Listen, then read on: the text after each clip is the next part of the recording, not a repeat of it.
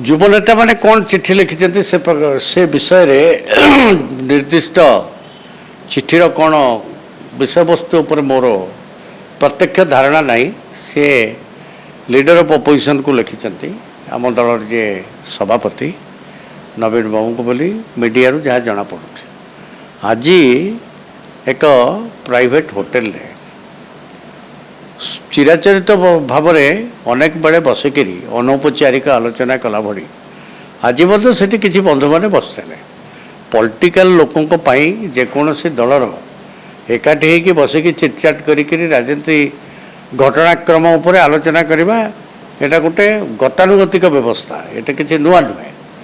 तेबे एबे जो वाकअप बिल संशोधन बेले पार्लियामेंट्री सिस्टम ऑफ भोटिंग जहाँ गोटे बिल पाई आमर नियम रही जे सबू दल पक्षर जहाँ स्थिर होता है आइदर सपक्ष बा विपक्ष से दलर सदस्य माने भोट देवे। एथर किंतु से टिके विचलन है सपक्ष विपक्ष भोट दवाई हो फेला नहीं बर्तमान दल बरं प्रकारांतरे आउ एक नुआ स्टैंड विजु जनता दल नेला राज्यसभार जे नेतृत्व नौकरी बीजेडी डॉक्टर सस्मित पात्र जो दिन भोट हम ता पूर्व दिन से गोटे ट्वीट करी एक्स हैंडल ले कहले जे विवेकानुमोदित भोट हवापाई आम दल पक्षर निष्पत्ति है एवं जे सपक्ष बा विपक्ष जो से मत दबा चाहिए से दे पारे यहीटा हबार देखागला जदि विवेकानुमोदित भोट पर आह्वान दिगला जदि सबू भोट गुड़िक गोटे बाक्सरे पड़ी था गोटे पटू जाता से कथाटा भी एत माने आग्रावेट कर राजनीतिक स्तर में जी parliamentary party leader Rajya Sabha BJD सी भोट दान पर कहले मु बिल सपक्ष भोट दे गोटे कथा समस्त घटनाक्रम को एक कॉम्प्लिकेशन भीतर को टाणी नेला कारण विजु जनता दल तार गोटे सेकुलर क्रेडेंशियल अच्छी एपरिकी 2009 जितेबाला बीजेपी हाथ बीजेडी छाड़ा से ओडिशा माननीय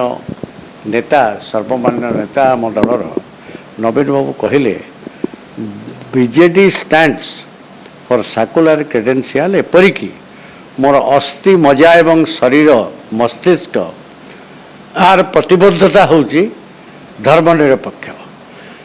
से ही कथा आपण मैंने जानती तापर सबू घटनाक्रम आम सीनियर लीडर माने जाई सेठी मुख्यमंत्री महोदय को यही कथा मन पकड़े जी यहीटा आम पार्टी स्टैंड एथे किभली भाव में आम फ्री करदेले विवेक को छाड़देले यहाँ गोटे विराट कन्फ्यूजन तैयारी से कथा तो बर्तमान entire Cox's of the problem जो आपण मैंने मो पाक बा मीडिया उठुची पड़ुची जे ये जो कथाटा डिसीजन देले राज्यसभा नेता से किमित देले से कथा आम राज्य सभापति को आम अनुरोध करी सेदिन सीनियर लीडर माने कहले ये किमती भाव में है आपण यहाँ को इनक्वारी करूँ टीओ लेवल